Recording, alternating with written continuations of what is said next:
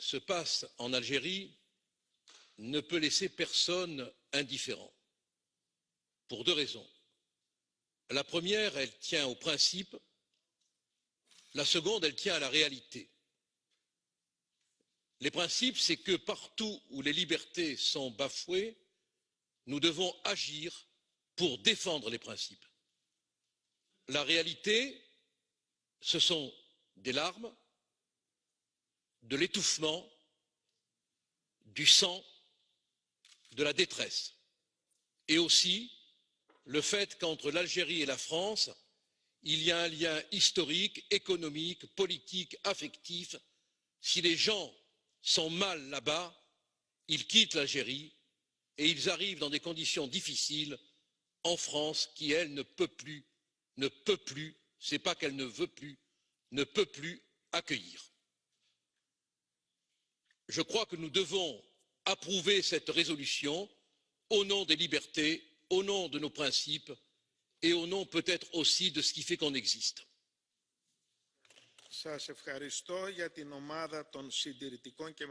Merci. Au nom des conservateurs et réformateurs, je donne la parole pour 1 minute à Monsieur Ruijsen. Dank u wel, voorzitter, geachte collega's. De berichten die ons... Merci, Monsieur le Président, Mesdames et Messieurs. Les informations en provenance d'Algérie nous préoccupent tous. Et je ne parle pas seulement de la manière dont les autorités gèrent les manifestations. Non, je pense à la manière dont les églises sont fermées, dont la liberté de culte est violée. Cette résolution conjointe, et notamment son paragraphe 4, permettent au Parlement européen d'envoyer un message fort aux autorités algériennes pour indiquer que ce qui est en cours est inacceptable. Notre partenariat avec l'Algérie dans le cadre des relations Euromed doivent nous permettre de parler très spécifiquement de la question de la liberté de culte. Monsieur le Président, je n'en doute pas, la haute représentante profitera de ses contacts avec les autorités algériennes pour faire entendre nos préoccupations sur la liberté de culte. Je vous remercie. Je donne la parole à Madame Soidrova pour 1 minute. Chers collègues, hier, c'était le jour du souvenir, un jour qui est reconnu à l'échelle internationale, le jour pour penser aux chrétiens poursuivis et persécutés en fonction de leur foi. Sur 50 pays, l'Algérie occupe la 27e place pour les persécutions des chrétiens. Le ministère de l'Intérieur algérien a décidé la fermeture de 15 églises qui ont été déclarées illégales. Les personnes qui venaient se recueillir ont été arrêtées pendant des offices liturgiques. Nous demandons la réouverture de ces églises au ministère de l'Intérieur. Les organisations chrétiennes doivent être reconnues et j'encourage l'Union européenne à exercer une pression sur les autorités algériennes pour qu'elles respectent la liberté religieuse prévue par la Constitution algérienne. Je vous remercie pour ce soutien de tous les partis politiques de notre Assemblée. Merci beaucoup. Madame Ries, vous avez la parole pour 1 minute. Monsieur le Président, Madame la Haute Représentante, le régime algérien opprime la liberté, il opprime les libertés.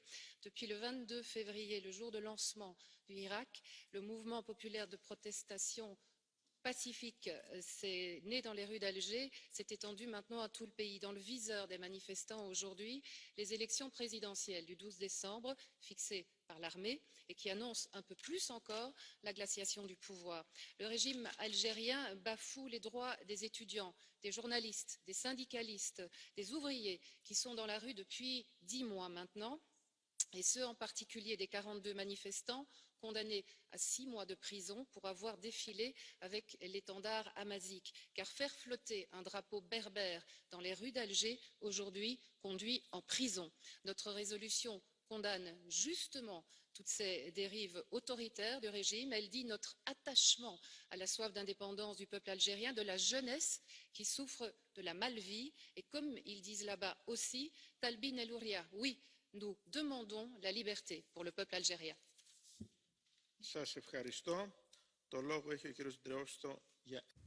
Je vous remercie. Monsieur Dreosto, vous avez la parole pour 1 minute. Grazie Presidente, Alto. Merci, Monsieur le Président. Madame la Haute Représentante, je suis navrée de constater que l'on a retiré le terme de liberté religieuse du titre de ces résolutions, comme si la liberté religieuse était un tabou. Pourquoi ne pas parler en toute franchise, en toute sincérité des persécutions contre les chrétiens? Je vous rappelle qu'en Algérie, c'est le 22e pays du monde où la situation des chrétiens est la plus difficile. Au mois d'octobre, le gouvernement algérien a fermé 3 églises, la plus grande du pays, entre autres. Et les fidèles qui s'y trouvaient ont été arrêtés. Les persécutions contre les chrétiens pour les convertir à l'islam se prolongent. C'est une violation des droits inaliénables de la personne. Et nous voyons apparaître de plus en plus de manifestations d'hostilité vis-à-vis des religions et tout particulièrement de la religion chrétienne. Le pape Benoît XVI a dit que la laïcité ne devait pas être considérée comme une arme contre la religion. C'est la raison pour laquelle je réitère mon appel. Le terme de liberté religieuse aurait dû figurer dans le titre de ce point à l'ordre du jour et ne pas être sacrifié au nom du politiquement correct. Merci. Monsieur Bourra de Villalba. Merci.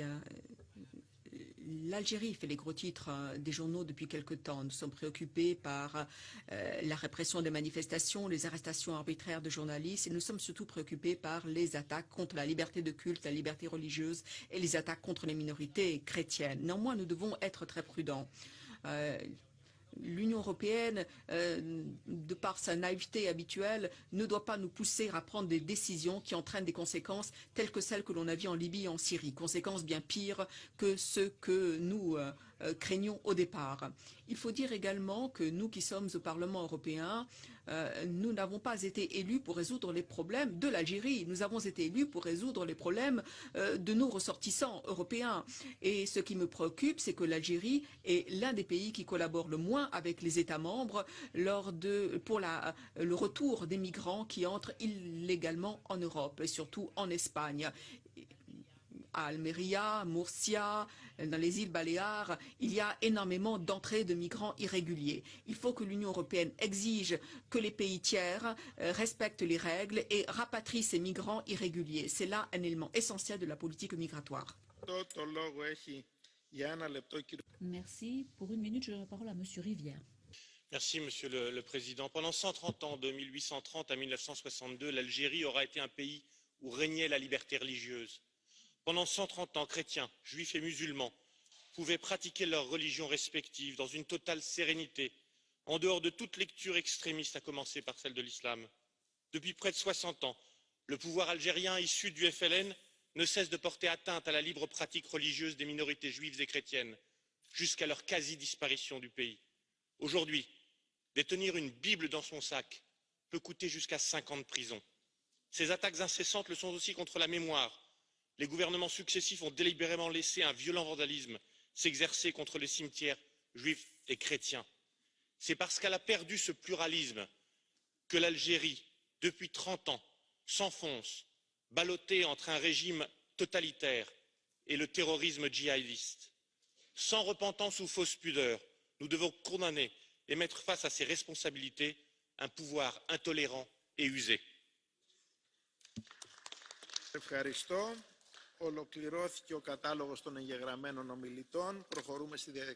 Eh bien, nous avons entendu les orateurs des groupes. Nous allons maintenant passer aux interventions à la demande. J'en ai reçu 7.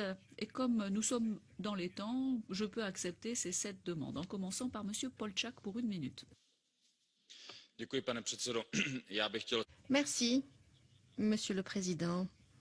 Bien évidemment, je tiens à condamner les violences auxquelles nous assistons en Algérie depuis quelques mois maintenant.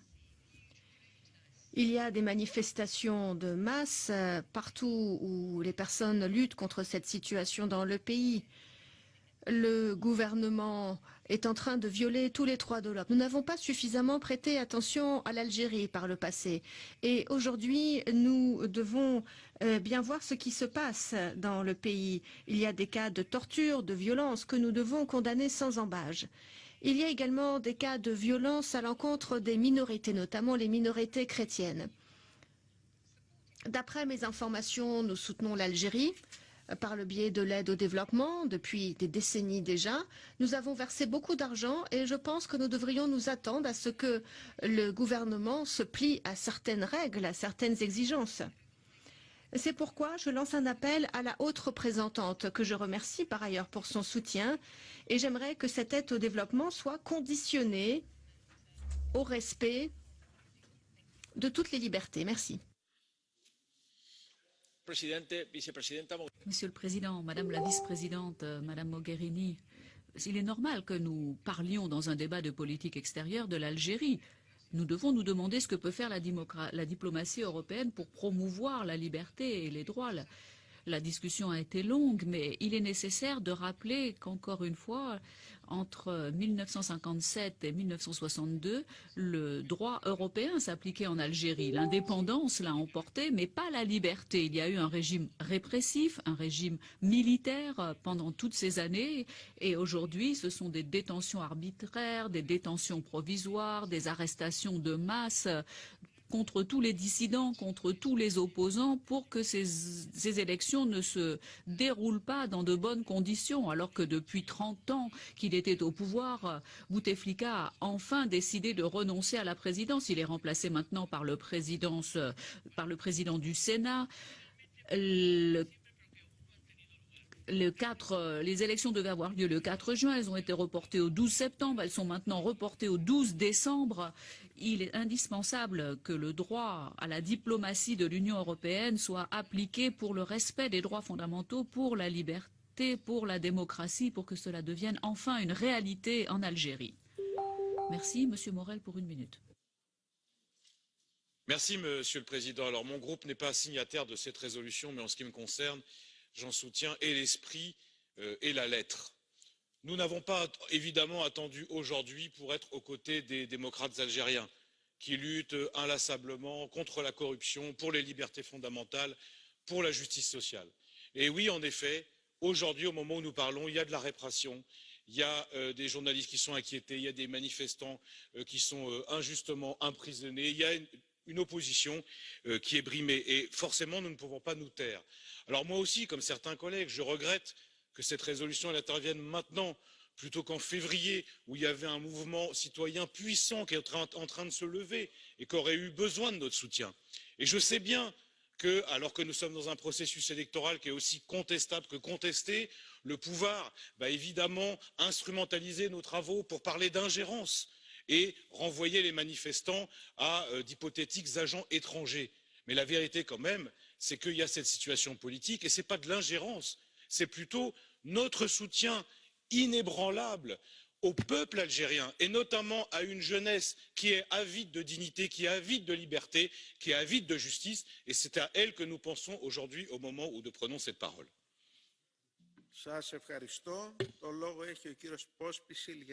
Merci, Monsieur Pospíšil, pour 1 minute.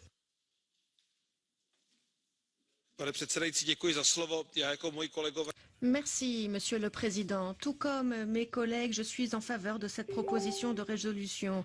Il est très clair que nous devons nous tenir aux côtés du peuple algérien qui fait part de ses préférences. La démocratie, les droits de l'homme, faisons tout ce qui est en notre pouvoir. Et ce sera le flambeau que devra reprendre le prochain haut représentant. Nous devons faire de notre mieux pour contribuer à l'organisation d'une élection présidentielle juste et équitable dans le pays. Il sera également essentiel d'attirer l'attention sur la hausse de la haine religieuse des élites vis-à-vis des minorités. C'est un véritable problème. Nous devons aujourd'hui défendre les minorités ethniques, les minorités religieuses et pas seulement les chrétiens. Malheureusement, la tendance est négative en Algérie aujourd'hui. ce pays s'écarte des valeurs européennes. Madame Ward. All of them must step. Ils doivent tous démissionner, crient des dizaines de milliers de manifestants algériens. Ils exigent que les officiels du régime Bouteflika démissionnent avant les élections. Des manifestations ont lieu 2 fois par semaine depuis la démission de Bouteflika. Elles prennent de l'ampleur depuis quelques semaines. Et pendant ce temps, les autorités arrêtent de plus en plus de manifestants pacifiques, les font passer par des procès expéditifs et les condamnent à des mois et années de prison. Il est important que cessent ces actions visant les manifestants pacifique. L'armée est aujourd'hui le principal gérant de la politique algérienne. Reporters sans frontières nous disent que les journalistes algériens sont de plus en plus sous pression pour dépeindre les futures élections sous un jour meilleur qu'il ne l'est. Certains ont été suspendus. Ils avaient accusé leur direction de censure.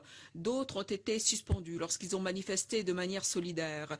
Nous demandons aux autorités de respecter la liberté d'expression et la démocratie. Merci, Monsieur Kelly, pour 1 minute.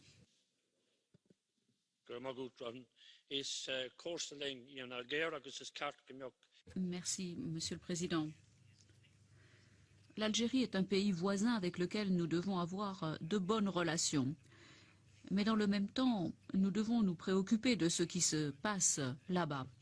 Je pense en particulier au sort des églises, qui tient tout particulièrement à cœur à mon groupe. Nous devons soutenir et défendre les chrétiens et les églises partout dans le monde. Or, des églises sont en train d'être fermées aujourd'hui en Algérie par le pouvoir. C'est un système totalement injuste. Il est nécessaire de tout mettre en œuvre pour que ce processus disparaisse et pour que la qualité de la vie augmente dans ce pays. Car la liberté des médias, la liberté des citoyens en général n'existe pas et nous ne pouvons qu'appeler des élections libres dans ce pays. Merci, Monsieur Fourlas, pour 1 minute.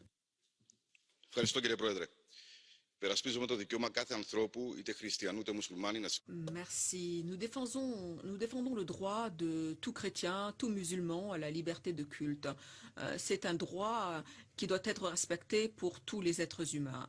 Une résolution de plus sur l'Algérie, soit, mais je ne pense pas que cela soit vraiment utile. En tant que chypriote, je sais ce que c'est que de ne plus avoir le droit de culte, la liberté de culte. Dans la zone occupée, la plupart des églises ont été transformées en entrepôts, en étables par les occupants turcs. Et malgré les beaux mots de l'Union européenne, il faut agir. Le ferons-nous en Algérie? Merci. Nous en avons ainsi terminé avec les interventions à la demande. Je maintenant la parole à Madame Mogherini pour la Commission. Merci, Monsieur le Président. L'Algérie n'est pas seulement un pays voisin, il est bien sûr, mais l'Algérie est surtout un partenaire politique, un partenaire économique, un pays ami pour beaucoup de citoyens européens. L'Algérie est aussi la famille. Donc on ne part pas d'un pays entre les autres, on part d'un pays qui est très proche de nous, un pays qui est ami vers le peuple algérien. Je pense que le premier sentiment que nous tous en Europe ressentons est l'amitié et la proximité. Notre respect pour la souveraineté et l'autonomie de l'Algérie est total. Je pense que c'est très important que ce débat réaffirme ça dans la plus forte et la plus claire des façons. C'est aux Algériens et à eux seulement de décider le présent et le futur de leur pays. Et c'est pour cette raison, exactement pour cette raison, que les Algériens doivent être libres de s'exprimer avec les garanties que leur constitution et les accords internationaux qui ont été signés par l'Algérie leur garantissent. There are certain principles that Algeria has. L'Algérie s'est engagée à respecter certains principes. Vous les avez cités, des principes inscrits dans la constitution algérienne, dans des accords internationaux et dans l'accord d'association entre l'Algérie et l'Union européenne. Ces principes comprennent toutes les libertés fondamentales en incluant la liberté politique, la liberté d'expression, le droit à se réunir pacifiquement, la liberté de la presse, les libertés garanties par la Déclaration universelle des droits de l'homme qui représentent la pierre angulaire de notre accord d'association. Il est important que tous les acteurs à l'heure actuelle en Algérie puissent jouir de ces droits.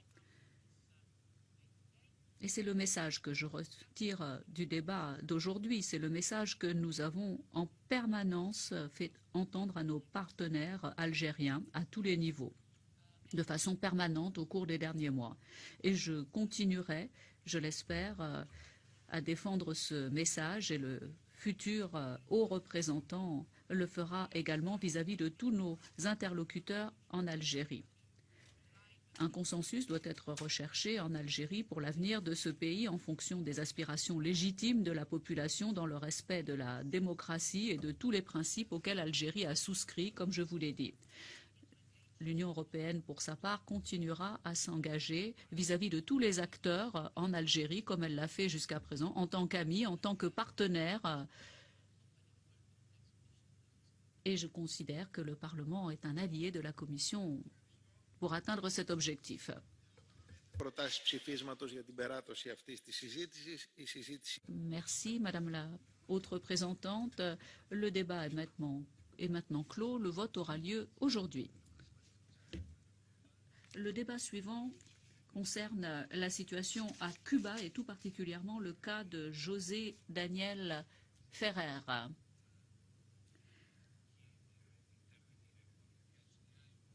Il est possible d'intervenir avec le carton bleu en utilisant la procédure habituelle ou la procédure électronique, ainsi que de s'inscrire pour les interventions à la demande. Vous pouvez trouver toutes les instructions à l'entrée de l'hémicycle. Je donne la parole à notre collègue López Gil, auteur de la résolution, pour 2 minutes. Me han hecho de todo. 1000 torturas. On m'a tout fait, 1000 tortures, 1000 violences. Ils m'ont enchaîné, les pieds et les mains. Ils m'ont jeté au sol pendant 15 jours dans une cellule pleine de de moustiques, glaciale le matin, brûlante le jour. Ma vie était en danger. S'ils ne bougent pas, alors c'est moi qui bouge.